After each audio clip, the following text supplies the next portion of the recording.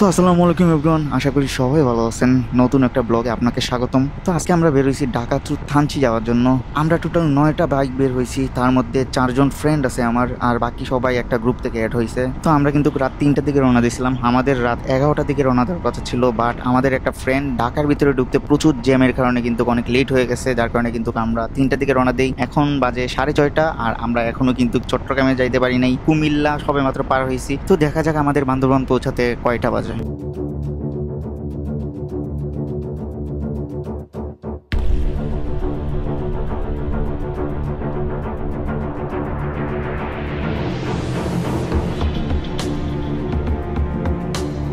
দেখতে দেখতে কিন্তু আমরা চট্টগ্রামে পৌঁছে গেছি, আর চট্টগ্রাম পার হইলেই বাঁচি, কারণ সকাল হয়ে গেছে, গাড়ির চাপ বাড়বে, তো তাড়াতাড়ি চট্টগ্রাম পার হতে হবে। তো আমরা কিন্তু চট্টগ্রাম পার হয়ে এখন কক্সবাজার রোডে ঢুকে গেছি। আর সবচেয়ে বাজে রোড হলো গিয়া কক্সবাজারের রোডটা, সবচেয়ে রিস্ক এবং বাজে, যেটা আমার খুবই অপছন্দ। তো এই জন্য কিন্তু আমি রাতে রাইড করি, কারণ কক্সবাজারের সকাল সকাল ঢুকলে কিন্তু একদম রাস্তা ফাঁকা থাকে, যার কারণে কিন্তু কোনো প্যারা হয় না। বাট আজকে যেহেতু একটু লেট হয়ে গেছে, তো কিছু কিছু প্যারা তো অবশ্যই খাইতে হবে কিছুক্ষণ পর, দেখা যাক কি হয়। তো ওয়েলকাম কক্সবাজার, আমাদেরকে স্বাগতম জানালো, বাট আমরা কিন্তু কক্সবাজার যাচ্ছি না, আমরা যাবো থানচি। তো সবাই কিছু ছবি তুলে আবার আমাদের রাইড স্টার্ট করব।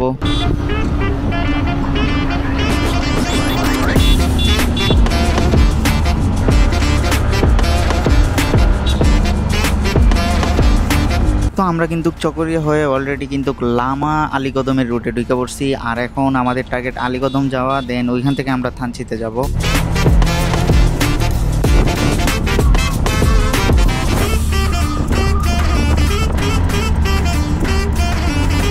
আলীকদম ঢোকার পরে এই রুটটা আমার সবচেয়ে ভালো লাগে, কারণ এখানে গাছপালায় ঘেরা, আর দুদিকে কিন্তু পাহাড় আছে, ছোট গ্রাম, সবকিছু মিলে কিন্তু জোস একটা রুট। আমি সব সময় এই রুটটার মধ্যে স্লো রাইড করি আর ফিল নিয়ে যাই, আর এই কাজটা কিন্তু এখনো করতে। তো আমাদের ডানে কিন্তু একটা যাত্রী ছাউনি আছে, যেখানে কিন্তু আমরা এখন রেস্ট নিব। আমরা 2টা বাইক কিন্তু অনেক আগে চলে আসছি, যার কারণে ওদের জন্য এইখানে আমরা অপেক্ষা করব। নর্মালি কিন্তু আমরা রাত 11টার দিকে যদি রওনা দিতাম, 6:30 কি 7টার দিকে কিন্তু আমরা আলীকদম ঢুকতে পারতাম, বাট আমাদের লেটের কারণে কিন্তু আমরা ঢুকতে পারি নাই ঠিক টাইমে। এখন সময় 1:30, আর কিছু বলবো না।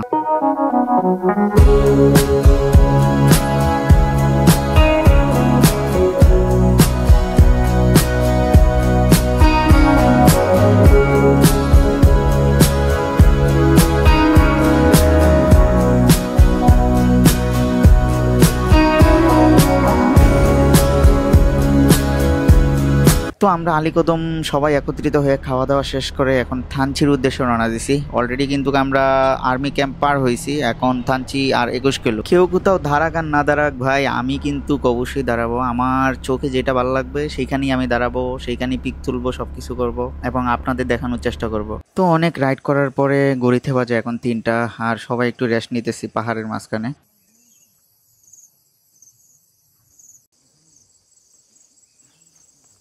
আচ্ছা, এই প্লেসটি দেখে কি মনে হচ্ছে? করের ছাউনিওয়ালা বাঁশের ঘুরের ঘরটি পাহাড়ের পরিবেশের সঙ্গে যেন মিশে গেছে, তাই না? সবুজে ঘেরা পাহাড়, মেঘলা আকাশ আর ঘন জঙ্গলে ঢাকা ভূমি, সব মিলিয়ে একটি স্বপ্নময় দৃশ্যপট। আর আমি এখানেই কিন্তু দাঁড়িয়ে উপলব্ধি করতে পারতেছি সবকিছু। এই দৃশ্যটি যেন মনে করিয়ে দেয় প্রকৃতির মাঝে শান্তির আশ্রয় কতটা গভীর, নিঃশব্দ হতে পারে। সর্বশেষ এটাই বলতে চাই, নিঃশব্দে প্রকৃতির আলিঙ্গন, যেখানে মন হারায় আর আত্মা খুঁজে পায় প্রশান্তি। এত ঝুমঘর, এত ঝুম, আর আমরা ঝুম দেখবো না তা কি হয়? তো হুট করে একটা প্ল্যান হয়েছে যে আমরা একটা ঝুম আর ঝুমঘর দেখবো। তো আমরা কিন্তু এখন একটা ঝুমঘরে যাইতেছি, যেই ঝুমঘরটায় আমাদের টিম মেম্বাররা 10 জন যাওয়ার কথা ছিল, বাট আমরা এখন যাব মাত্র 3 জন। সবাই কিন্তু ভয়ে যাইতেছে না যে অনেক কষ্ট হবে তাই, বাট আমরা 3 জনই কিন্তু এই ঝুমঘরে যাইতেছি। ঝুমঘরটা খুবই সামনে, ওইখানে আমরা ড্রোন শট নিব, প্লাস গোপ্রোতে, এরপরে মোবাইলে কিছু শট নিব। এই শটগুলো অবশ্যই দেখতে পারবেন। আমাদের মধ্যে কিন্তু স্বাস্থ্যবান আমিও আছি, আমার একটা ফ্রেন্ডও আছে, আর ও চিকন। ও আমার সাথে চ্যালেঞ্জ করছে যে ওইখানে যাইতে নাকি 30 মিনিট সময় লাগবে। তো ওইখানে যাইতে মিনিমাম আমার মতে 10 মিনিটও লাগার কথা না, মাত্র 7 মিনিট এরকম লাগতে পারে। তো আমরা কিন্তু খুব কাছাকাছি চলে আসছি। জুমবারে বেশি 5 মিনিটও লাগে নাই, 2 মিনিট আছে। এই যে জুমঘর দেখা যাইতেছে, দেখছ? তুমি আমার চিনাও জুমঘর? আমি ভাই এত পাহাড় পর্বত ঘুরি, ঝুমঘরে তাকি, আর ও আমার সাথে চ্যালেঞ্জ ধরছে ওইখানে যাইতে নাকি 30 মিনিট সময় লাগে। এই যে জুম দেওয়া যাইতেছে, এখন তুই কো। দেখেন এরকম এই প্লেসটা, জাস্ট দেখেন এইরকম একটা প্লেসের মধ্যে আমাদের 7 জন টিম মেম্বার মিস করছে।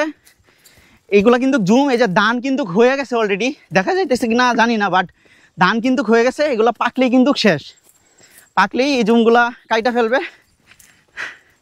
ও জোস, এই ভিউটা দেখার জন্যই কিন্তু আমরা এখানে আসছি, বেশি না। হ্যাঁ 5 মিনিট হাঁটছি মাত্র, বেশি না। তো এটাই একটা ব্লগের একটা অংশ, এটা জাস্ট একটা চ্যালেঞ্জ ছিল। আমি বলছি বেশি টাইম লাগবে না, মাত্র 5 মিনিট সময় লাগবে, বাট ওরা বলছে বেশি টাইম লাগবে। তো আমরা কিন্তু অলরেডি জুমের মধ্যেই আছি। আর এখানে কিন্তু একটা বড় গাছ দেখতে পাচ্ছেন, বড় একটা গাছ। আর ওনাদের জুমগুলা নষ্ট করবো না।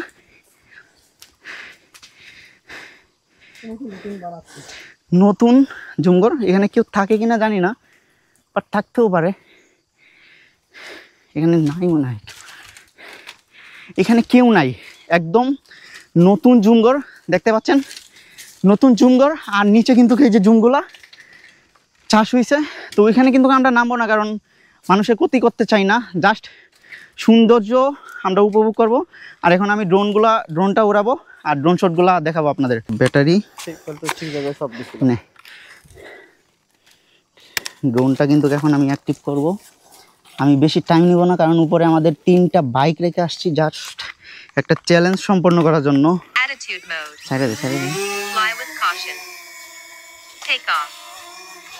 Max altitude reached.